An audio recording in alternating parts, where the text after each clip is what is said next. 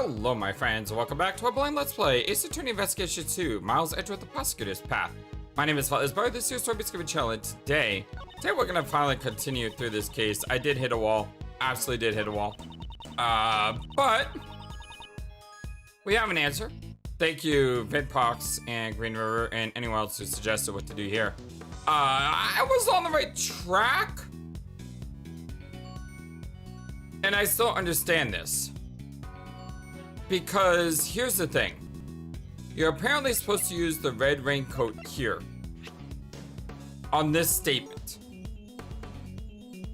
The problem is, there is no contradiction here. She was stabbed in the heart with the three-pronged candelabra. That is a true statement. I did say that it's very possible the timing was off. She was stabbed with the candelabra after she'd already been hit in the head. The wounds are in the wrong order. However, this is still a true statement. What she's saying is not a contradiction. The contradiction should be here by saying that she didn't survive this injury because this injury never happened to begin with. Or here by saying that the autopsy report is wrong. So yes, I am going to say that I got stuck here, but I don't think me getting stuck here was necessarily my fault because this is not a contradiction. Because this is correct. It's in the wrong order, but she doesn't say that.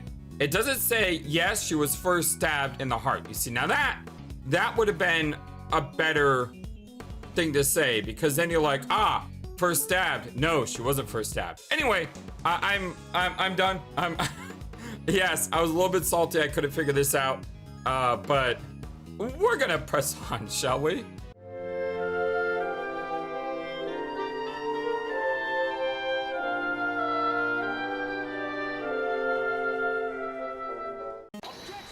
Hope we all having a wonderful, fantastic day today. And I've already ranted enough. I'm done. I was about to just go into this all over again because I felt really, I really feel like this was, this could have been so much easier to understand if they just added that one word. Let me know in the comments below. If you got to this, did you get stuck on this part? Or am I just wrong?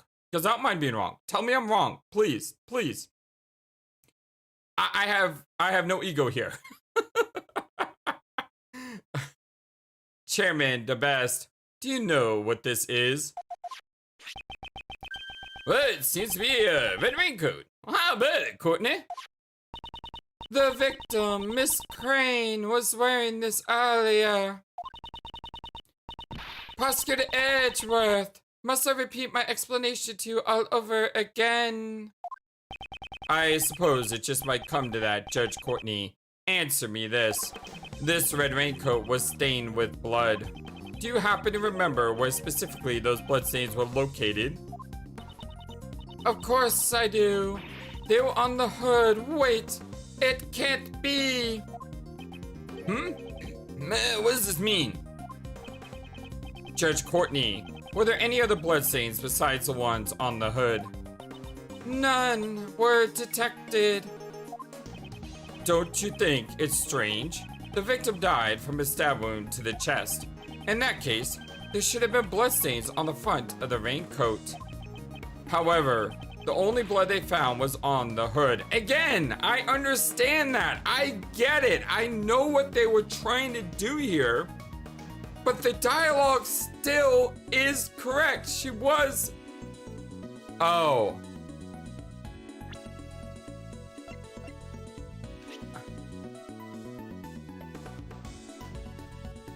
Oh. Okay. I take back everything I just said for like the last 4 minutes. I understand. I understand what he's saying.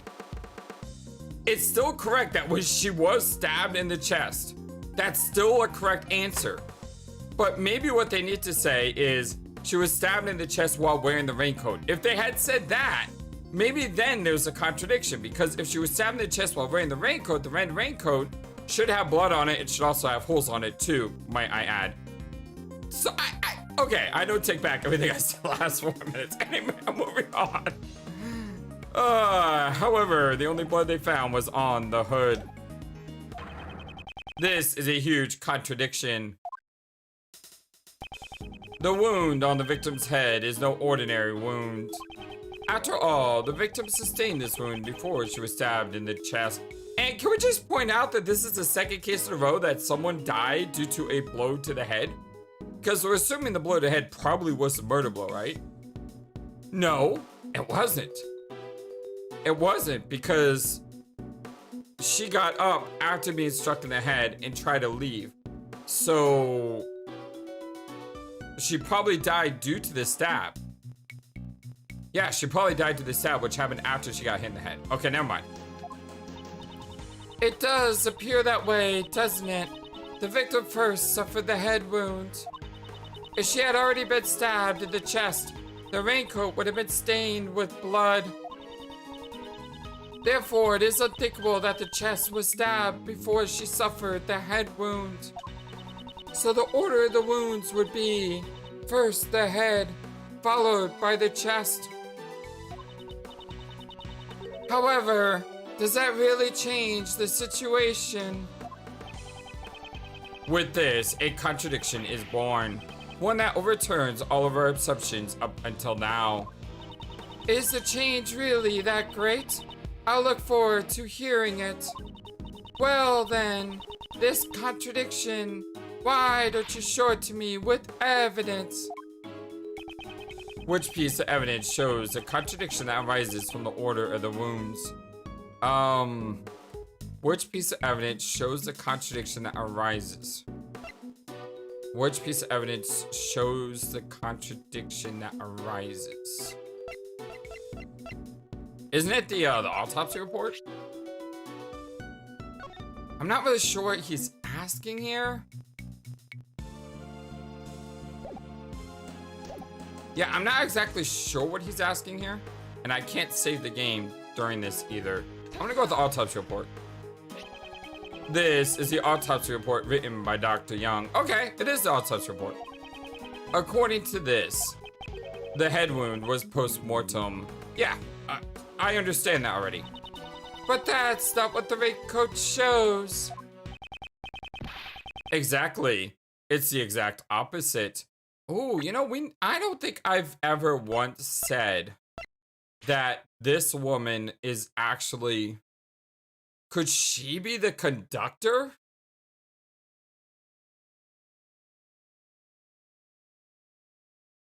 Could she be the conductor? Because she could have faked the medical report.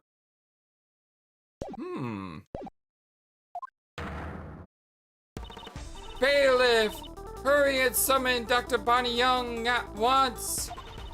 Until we hear what she has to say, we cannot close the curtains on this case. Well, she may not be the conductor, but she may be someone who's tied into everything. I still think Blaise is the conductor. Yes, ma'am, understood. Dr. Young is a busy person. It will take some time for her to arrive. In the meantime, let us try viewing this case from another angle. There's something that's been on my mind. One of the key figures in this case, the conductor. We still don't know who that person is. Now that you mention it, even after our investigation, we still have no idea who it is. The conductor has come up time and time again during this hearing. However, at this point in time, their identity remains a mystery. How about it? Do you have any ideas? I am still not sure at the moment. However, there is someone I have in mind. A certain individual involved with this case who might know something about it. Who's that? Blaise the best. I demand your testimony. Ooh. You know, I hate it when this game does this. You feel like you know something, and then what do they do almost a minute later?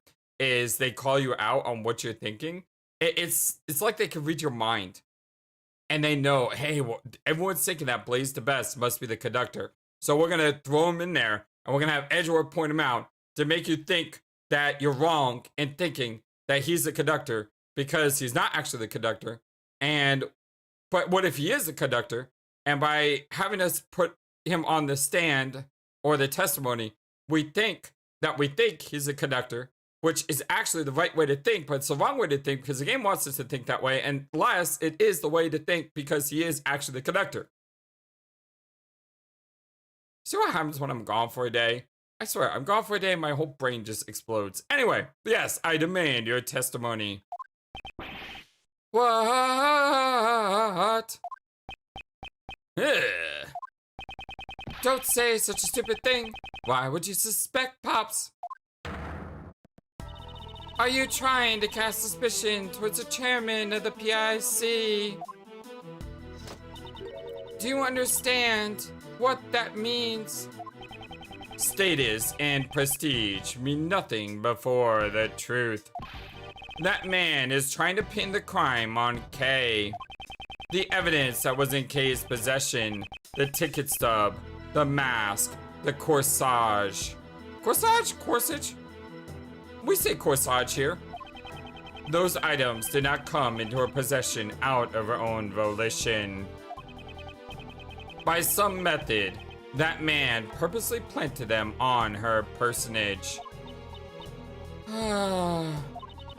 It is hard to believe such a sudden accusation, but alas, just in case. Why would he do that? Obviously, to direct suspicion towards Kay. I succeeded in drawing out those words from him earlier. Mr. Chairman, your response. It's a lot of fiery dots. Are you too shocked to speak? Well, what of it? Perhaps you didn't hear me. I said, what of it? You say that you drew out some words to me, but you don't have a shred of proof, you know? No one else heard it but you. It just doesn't work like that, you see? Or do you have something else, you know? Some kind of basis for your insane argument? This confidence, he also showed it at the cell. Prosecutor Edgeworth, I would like you to explain once more. I trust we have your permission, Mr. Chairman. Oh, but of course. I'm actually pretty interested in the matter myself, you know? I'd like to know just what part of me seems criminal to that Edgeworth dude over there. There's no one as honest as I am, you see? That's why I'm grinning so evilly. It literally looks like he has vampire fangs, doesn't he? I mean, look at this tooth. Look at that tooth. All right, this is a smile of someone who's like super evil, okay? How can you say that with such a straight face? Let's start from the top. The fact that the auction was held in this room is cause for suspicion. This is a PIC meeting room. I imagine it would be difficult for non-members to enter. Well, that's why all the members have key cards, you know? I think we can assume that multiple auctions have been held here before. Therefore, suspecting a member of the PIC would be the best. Yes, that's right. Oh my god, Kid actually said something that was correct. I am in shock. Yes. I'm sorry. That just got me off guard. Because the conductor had to have been a PIC member. Wait, no!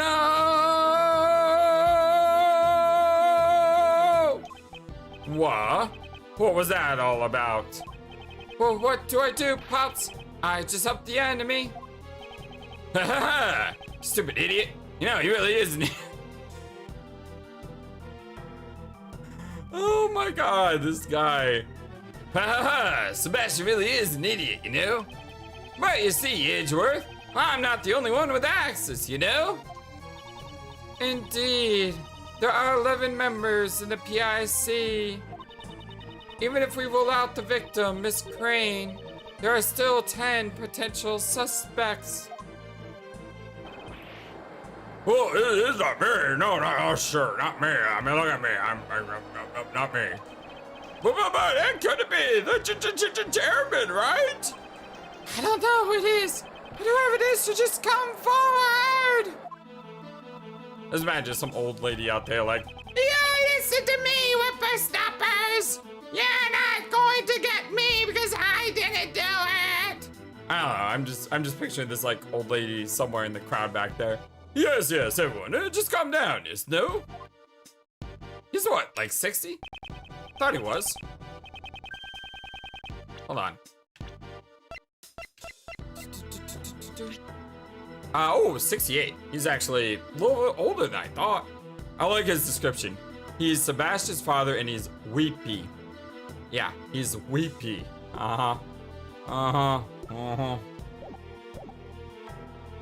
Hey, Edgeworth, is that all you got?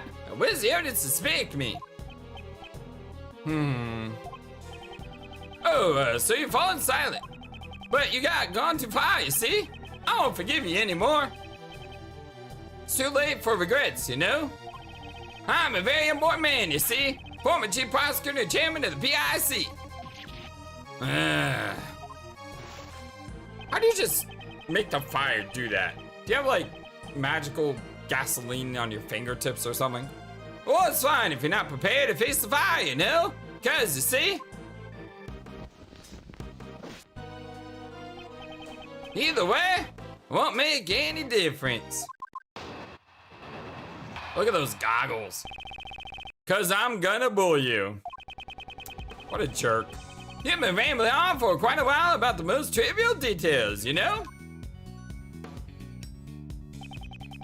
Like the localization of the murder, the order of the moons, and what else is there? Let's see. Just doesn't matter, you know? Cause you see, none of that means anything, you know? Well, think about it. We got the suspect herself, and she kind of did, you know, say that she killed the victim. I mean, we call that a confession, right?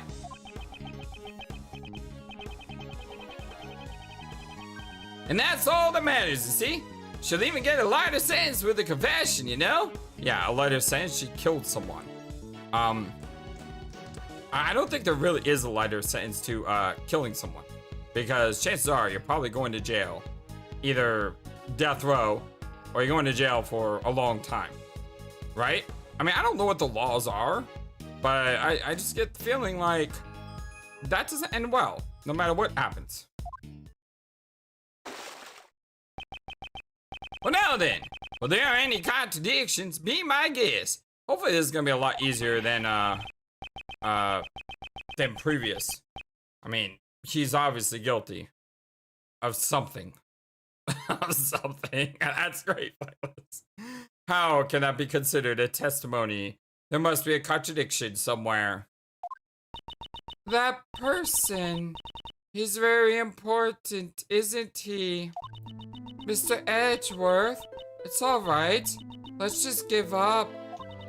Surely, I must have killed her. I can even remember it.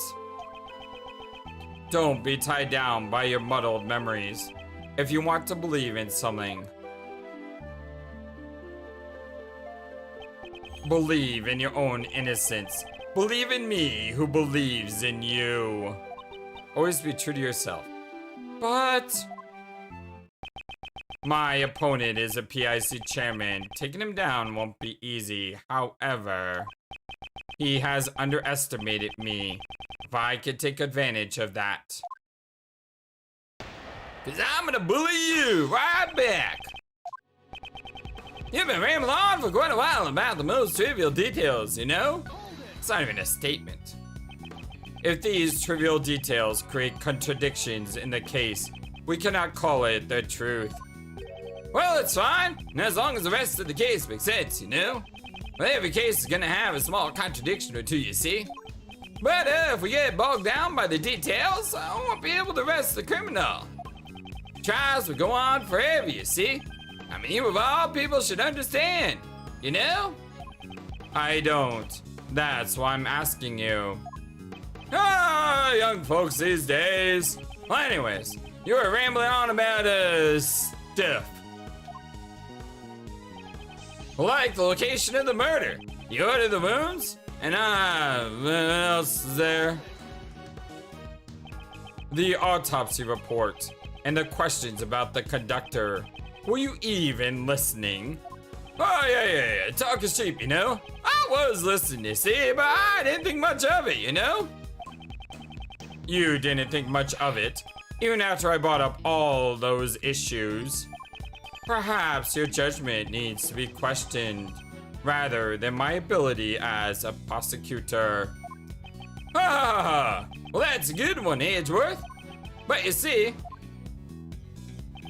it just doesn't matter, you know? Because you see, well, none of that means anything, you know? That's not even a statement.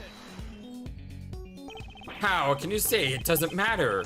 Are you trying to suppress the truth? Well, you see, it simply doesn't matter as much as you say it does, you know?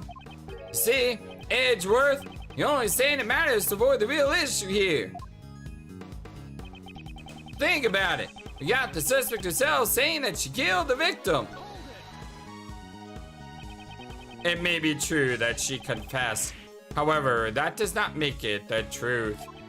She is suffering from memory loss, so we must question the credibility of her testimony. Wow! Oh my god! What is with these super deep voices that happen in this game? You have Ray with that super deep voice, and I have him with this just... Wow! That is crazy! Well, even if you say that, you know, it still won't solve anything. Ah, what good will it do to deny her the confession? Sounds like nonsense to me. You want to try asking her again? I think she'll just say that she's the murderer again, though. Very well. Let's try asking her again one last time. I'd like to hear from Kay herself whether or not she is the culprit. Huh? From me? Will that be alright? If this goes poorly, it will be quite unfavorable for you. I do not mind. However, I shall ask Kay the question myself. Ah, I am moved to tears, you know? Oh, how touching, you know? How very touching. Well, fine then. I'll let you ask her. However, I have one condition. If all this proves to be a waste of time,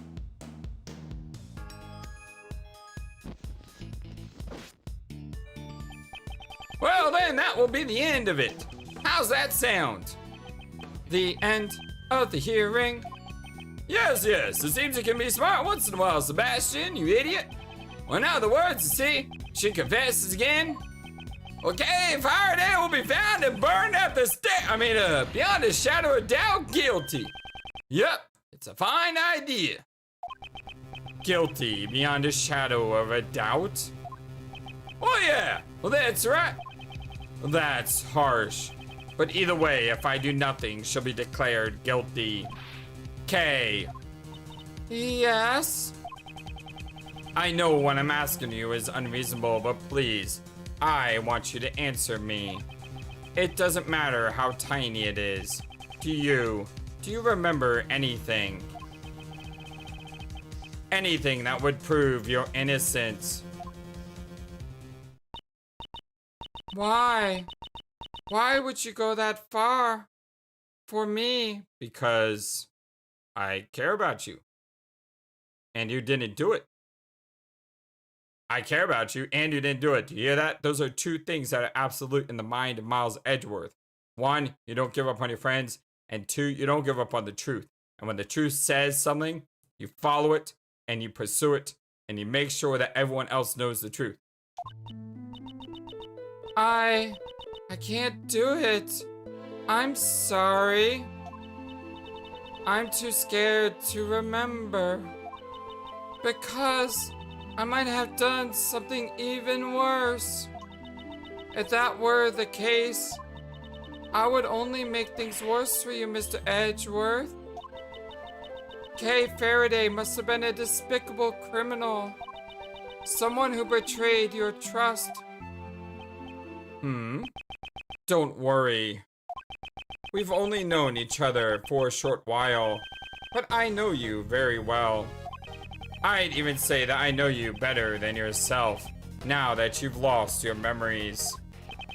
You cannot possibly be the culprit, because your true identity is... Her true identity? Her true identity is the Yatagarasu! Yeah, that is her true identity. She is the Stealer of Truce. Stealer of Truce? Is that the best description of the... I don't know anymore. But yeah, it popped up on the Yatagaratsu's badge, and that's exactly who she is.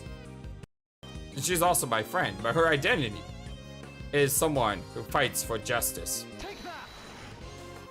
Oh, this is right. The great thief, Yatagaratsu. Okay, yeah, that seems right. The Yatagaratsu is a noble thief who would never stoop to murder. Huh?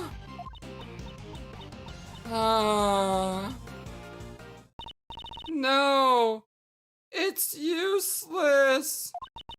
After all, no matter what, that memory still remains. The image that's stuck in my head, I just can't get rid of it. That means I must have... There is no clear evidence to prove that you're the culprit besides your own confession. Remember what I said. You must believe in yourself. Or perhaps you cannot trust my words. No, that's not it. It's because you are trying to save someone like me. You've already lost so much, all for my sake. I can't bear it anymore. Please, please just give up. I see now. I thought it was strange. The reason you were acting like you wanted to be found guilty was because you were concerned about me. That is just like you, Kay. It's because you're a good person, Mr. Edgeworth.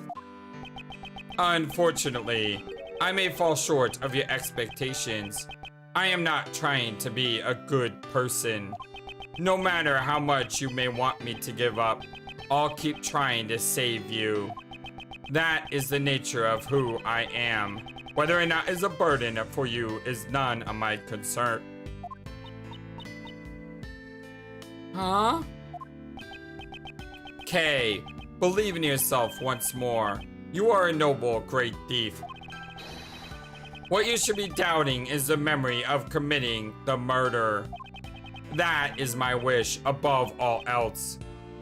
Please.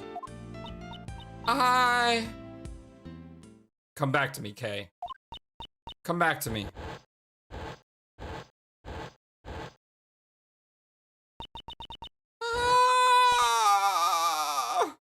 Kay!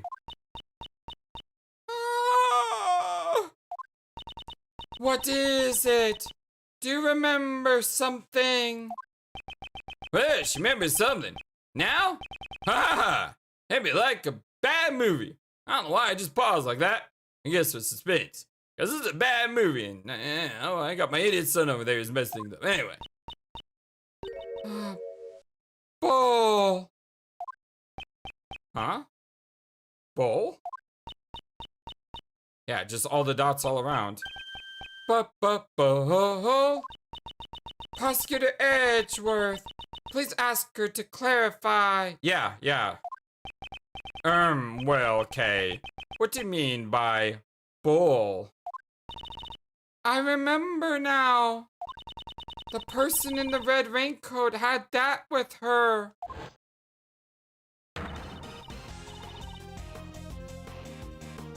The stuffed doll? Okay.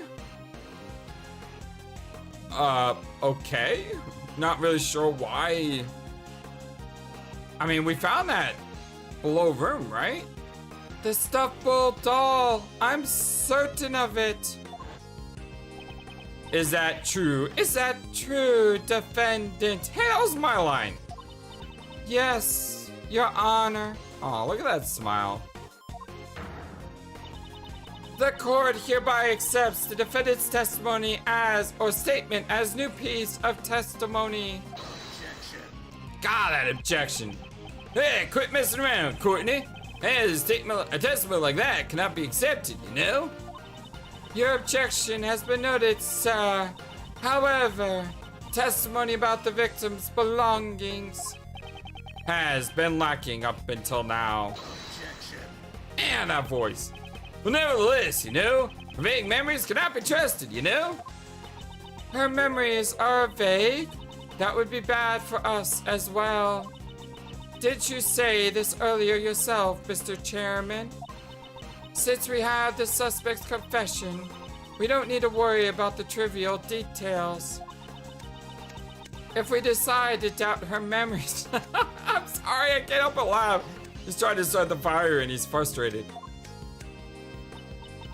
Then we must also doubt her confession, which is the main foundation of our case. Are you willing to do that, sir? Oh, he's really angry now. Yeah, you're right. Well, never mind then. I shall leave it to you. Thank you very much. We did it. It was touch and go for a while there, though. However, those words of Judge Courtney just now. It almost feels as if she is on our side. Yeah, that's what I've been saying. That's why I like that. Prosecutor Edgeworth, do you know anything about the stuffed animal? The stuffed animal Kay spoke of must have been this. We found it in the storeroom. It is believed to be one of the items for the auction. This is... Do you know something about it, Justine? No, it's just a bit different from what I imagined. Indeed, it's certainly not what I would have expected the victim to be carrying. Let's examine every suspicious looking nook and cranny. Okay. Guess we'll start with Guess we'll start with the horn. The right horn seems to be fine, but the entire balance feels a bit off. This horn, it looks like you can move it. What?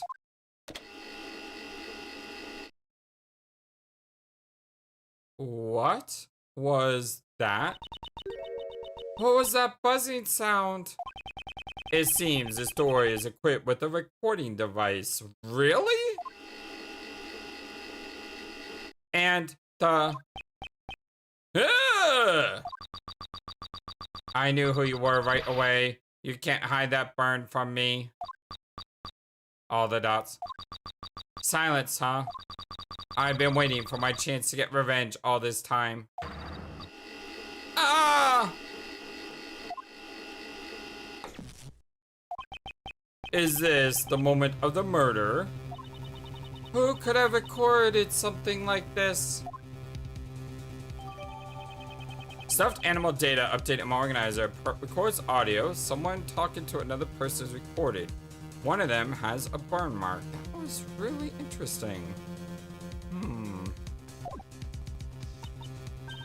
Well, then this is... Well, there ain't no doubt about it. This here is what I heard. We cannot verify when these voices were recorded. It's also possible that they aren't related to the case at all. If only we had some video as well.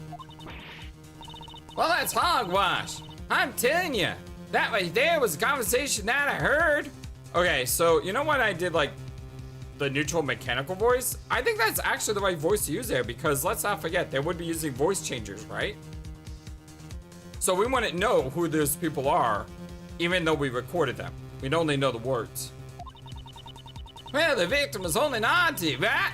I reckon it might have been recorded when she got attacked. That certainly is a possibility. However, your testimony alone is insufficient. I require something with a little more credibility.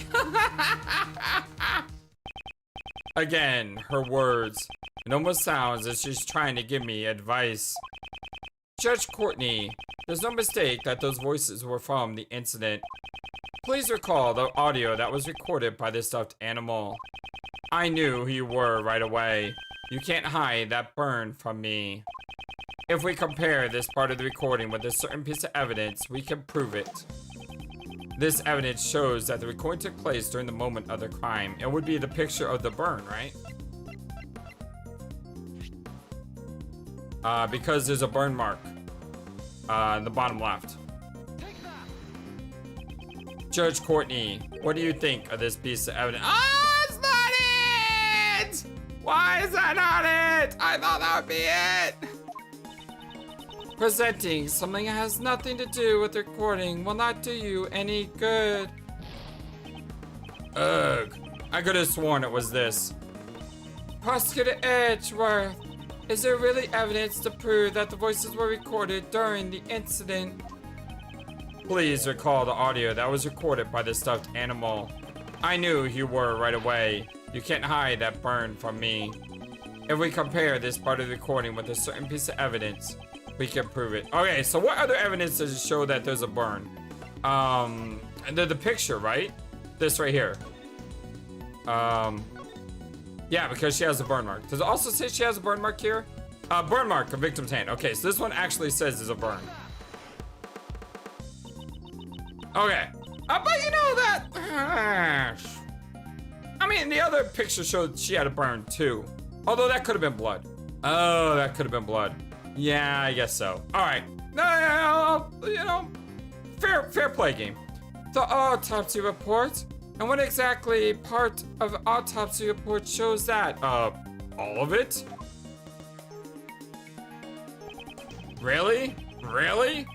This part shows that the recording took place during the moment. Oh, come on. It's obviously the burn mark. I really have to click on burn. I mean, normally on stuff like that, they ask you like what page of the document. And you gotta say like page 1, page 2, or whatever. I remember clearly what the voice said. You can't hide that burn from me. On the victim's hand, there was a burn mark. Well, indeed. Just happened to match it, you see, but what? Oh my God. The answer is right in front of me. She had a burn mark. This guy is all pyromania over here. He burned her. Yeah, he literally burned her. For something that she did that went against his wishes or something. I can't believe I didn't see that this entire time. Indeed, it just happened to match up, you see, but what of it? According to Kay's testimony, the victim had been holding this stuffed animal. And it just happened to record a characteristic of the victim. Namely, the burn. That's just a coincidence. I mean, it could happen, right? I do not think so. It is hard to believe that all of this is simply a coincidence. The voices on the stuffed animal were most likely recorded during the incident. One of these voices must belong to the true culprit. From what we've heard, it must have been the one who was doing most of the talking. But what's the point? In the end, we still can't tell the gender or identity, you know. Indeed, because they have been using the voice changers, it can't be helped. Only they weren't using voice changers. That recording would have exposed everything. It seems the situation has become quite clear. The conversation Miss Hart overheard was between the culprit and Miss Crane. Well, that's what I've been telling you from the start. And from this, we will understand a new fact. Please enlighten us then. I trust you have no objections, Mr. Chairman. Yeah, do what you want. According to Miss Hart's testimony, just before the incident, 2 people came up from the auction hall using the lift. It must have been the conductor and one of the auction guests. They probably went there to settle the payment after winning a bid. And then it was there that the crime was carried out. Since the auction continued after the crime took place, we are led to a single truth. This is a new fact that we have arrived at. Culprit is the conductor. Culprit is Joe Crane. The victim was the conductor. No, the culprit is the conductor. Since the conductor was the only one who could keep the auction going, we can conclude that the deceased victim could not have been the conductor. Justine? Please be quiet here, okay? If the conductor was not the victim, then it must have been the culprit. You know, this paints Justine in a whole new light. Justine has been secretly suspecting that Blaise is the conductor of all this crime ring. It would explain why Justine has been following the best around and trying to guide him and mentor him, because she knows that his father is corrupt and she's trying to shield him from his father. If that's true, then Justine, in my mind, just went way up in my favorite characters list, because that is tremendous. If the conductor was not the victim, then they must have been the culprit. Please wait. That alone is insufficient. Of course, even I do not intend to rely upon the process of elimination. Yeah, the dids. Certain traces left at the crime scene led me to believe that the culprit is the conductor. Well then, please show it to us. What were the traces left at the crime scene that let me deduce that the culprit is the conductor?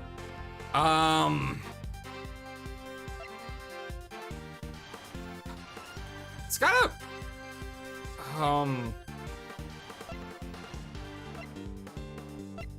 It's gotta probably be something over...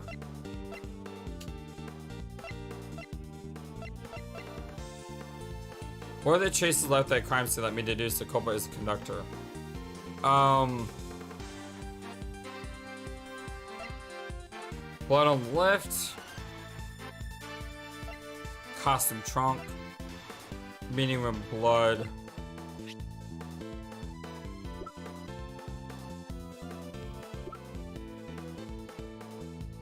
Was the left behind to hide the storeroom's existence?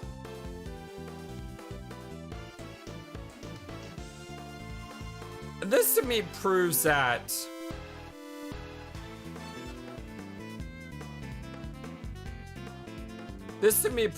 the culprit, the conductor, didn't want the location of the storeroom to exist, like the evidence says. So if the culprit is the conductor, he would want to hide the crime. And the best way to hide the crime is to change the scene of the crime. Right? The culprit purposely left a large amount of blood in the meeting room. In doing so, we were led to believe the meeting room had been the scene of the crime. Yeah, the best way to hide your crime is to just change where the crime took place. It was a ruse by the true culprit to hide the blood that had fallen from the storeroom. So, we want to find out about the existence of the black market auction, correct? Indeed. If the culprit had been unrelated to the auction, there would have been no need to do such a thing. Ergo, the culprit would have only been the conductor. Well then, do you have any ideas who the conductor might possibly be? The auction hall is at the PIC meeting room, and furthermore, there is a storeroom above it. The conductor must have been, at the very least, a member of the PIC. So, well, in other words, you suspect me, I take it? Yeah, exactly. what are you doing with the fire? You're kind of hypnotizing me there. Isn't it natural to suspect you, the one with the most authority in the PIC? Objection. Man, that voice. You are quite capable. I'll give you that much at least.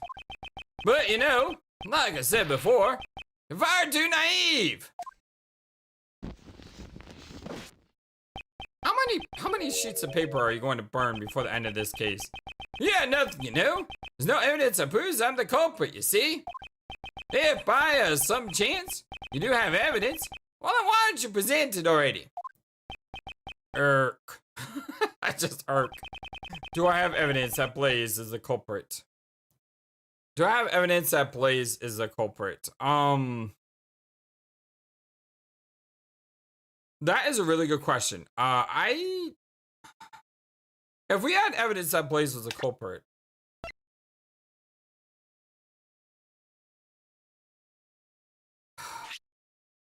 it's all circumstantial. Like, the only evidence we have is what he said, which is that someone in the PIC is probably the conductor, because only the person in the PIC would want to hide the storeroom above the PIC. Now, the most likely option is it is him, Blaise. But again, that's not enough. We don't have any hard evidence. Because they were all wearing masks. In addition to wearing masks, they were wearing, they had voice changers.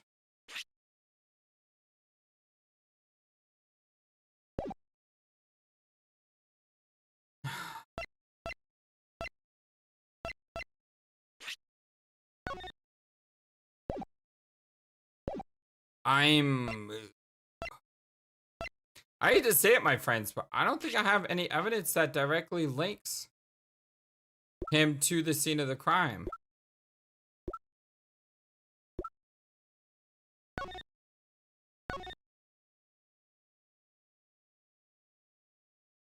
Yeah, I don't have any evidence. I hate to say this, but if I say I have it and I don't have it, that's even worse, right? Sometimes it's better to play the long game. Draw it out more. We do have more evidence incoming, right? Because we have the Dr. Young, who's coming to testify on the autopsy report. So I feel saying that we have evidence that right now is probably not the smartest idea. I'm not saying that you're not the culprit. I'm just saying that we don't have evidence yet. Blaise himself has suggested that he is the criminal. He's been showing that strange self-confidence for a while now. He knows that there is not a single piece of evidence left behind to incriminate him. Ha ha ha! Well, if you play with fire, you're gonna get burned, Edgeworth. Just kidding. I always want to say that, you know? Well then, Courtney.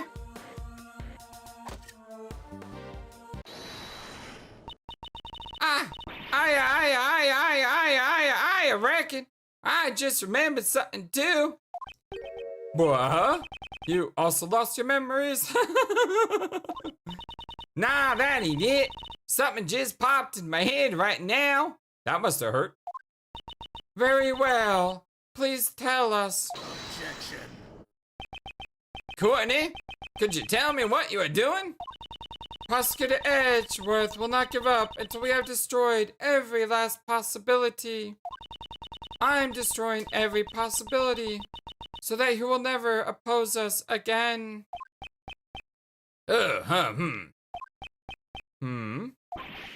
Justine, I don't really know what's going on, but well said. Pops, I'm gonna help too. After all, he's the one who's wrong. Fine then. Well, let's hear what she has to say. Well then, Miss Hart, please proceed. Sure thing. Just leave it to me. Please make sure you only tell the truth this time. I ain't doubting that, of course. I'm a bona fide journalist of justice, you know? Yeah, sure. Somehow I feel uneasy. Y'all saying the culprit was the conductor, right? Well, that means the victim was the customer. I love this song, by the way. It just gets me so, jazzed up. The victim was a customer. Yes, we know that. Well, now, here's where it gets mighty strange. You see, there were 11 people at the auction. When the auction continued after the incident, I went straight on over and stuck a peek down below. You don't mean? Well, that's exactly what I mean. All 11 people were still there, present and accounted for.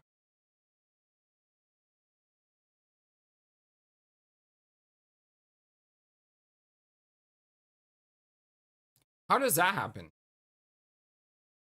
How? How does that happen? Doesn't make any sense. What?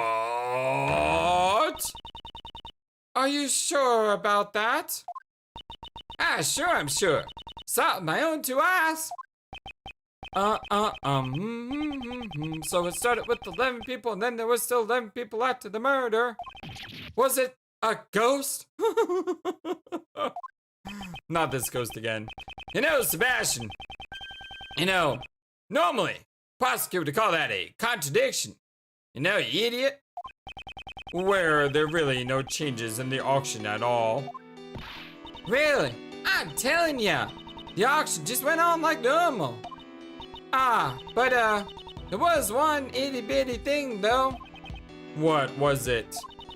Well, you know those hammers you always see at an auction? Like the one that lady is using over there? An auction gavel, perhaps. Yep, that's the one. All of a sudden, I couldn't hear the sound no more. It had been banging away just prior to it. The sound of the gavel? Does that have anything to do with the case? Lotta Testimony updated. I want to read that again. Hold on. Black Ark Martian was being held in the Grand Tower. The items up for auction were pieces of evidence of past cases. 11 people attending the event, each of them was wearing a mask.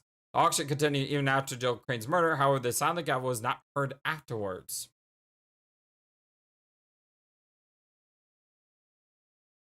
What does that mean?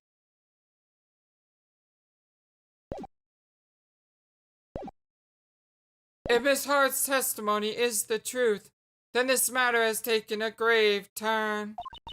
If the victim was neither the conductor nor a customer, the very foundation of Prosecutor Edgeworth's reasoning would collapse.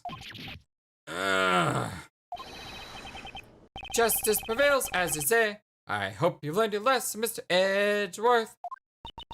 Mr. Edgeworth, there really is nothing that we can do? It's not over yet. Some mysteries still remain. I have to think. If I don't, then Kay will be... did you get the answer you wanted this time? Well then, you know, a deal's a deal.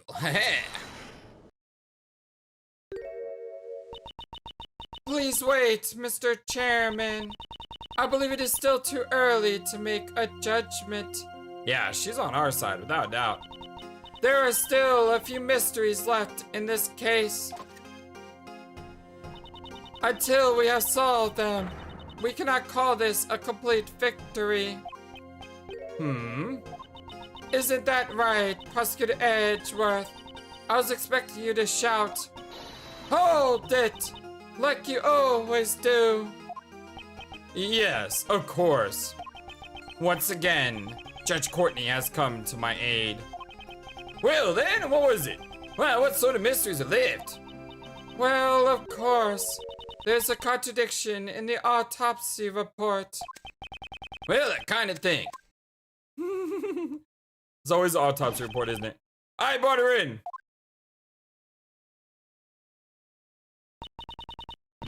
What's wrong? Why were we suddenly called here? Did someone suddenly get sick? I'll begin preparing a compress. Stat. Ouch! What did you call me here for? Did something happen? Dr. Young, Miss Jensen, you have my gratitude for taking the trouble to come here. This won't take long, so please relax. Tell me what in Blaise is going on? Ha ha ha. Of course. We called you here because something came up. Judge Courtney, just what are you planning? Sorry, I got a hiccup there. Bonnie Young. Under the divine rule of law, please answer truthfully. There were no mistakes in the autopsy report, correct? Granny would never make a mistake. Well, that's certainly strange. Huh? What's strange? This court has found an error in Dr. Young's autopsy report. Dr. Young, please tell the truth. Did you falsify the autopsy report? Well, that's terrible. How can you accuse her of like that? I have no idea what you're talking about. Why would I do such a thing for you in the first place? To protect the true culprit, of course. What you talking about? I would never do such a thing. How strange. In that case, why would there be an error in the autopsy report, I wonder? Prosecutor Edgeworth, what do you think? Oh, I expect you to press into her statement like you normally do. Why is she taking control of the situation and trying to help me? I don't know what her goal is, but I must play along. If the autopsy report you gave to Sebastian had been authentic, then the error should not have been there. Well, wait a minute. I didn't do anything. That is what we'll figure out from this point on. Firstly, Dr. Young, I'd like to hear your testimony. Why do you want to hear her testimony? It would be pointless. I will be the one who decides whether or not it is pointless, not you. There are patients waiting for us. But Granny, ouch! Anyways, we don't have time for this. Is there any way I could convince you? This is of the utmost importance. Mr. Miles Edgeworth, Granny says she'll testify. So please, try to finish this quickly. If we don't return soon, there'll be people in terrible suffering. And yet, you were lollygagging about on the viewing platform earlier. I promise you, this won't take long. Only if she tells me the truth, of course. Oh, look at the double eyes there. Error in the autopsy report. There are no mistakes in Granny's autopsy reports. I've been working with corpses longer than you've been alive. There's no way I'd make a mistake in writing the autopsy report. Ouch! I got nothing to gain for falsifying the autopsy report. Is what she says, see? There's nothing strange at all. Oh, yes, that's right, you know. There's no way she would falsify, you see? Under the name of the goddess of law, do you swear that this testimony is the truth? Of course, Granny would never tell a lie. We were asking Dr. Young. We do not need to hear from a third party. I'm not a third party. I'm on Granny's side. If you raise an objection to my testimony, you best prepare yourself, you ex-prosecutor. I will definitely expose your contradiction in the autopsy report. Alright, but we're gonna do that next episode, my friends. I love you all so very much. Thank you for everything. It's good to be back. Had a couple rough days there, and it's also Easter weekend, so happy Good Friday. Happy Easter to everyone who celebrates. I hope you guys have just an amazing weekend, and I love you all so very much. Can't say it enough. I love you guys. No more on YouTube community, all of YouTube. You are the best. Until next time, my dear friends, have a wonderful, fantastically awesome day. So long, and take care. Thank you for watching this video. Feel free to comment on what you saw and what you'd like to see next. I always love to hear your thoughts. But before we go, please remember that you matter, and you are brilliant, and you are loved, and you should always be true to yourself. Never let the world tell you any different. Much love to you from your friendly, feathered, flightless bird.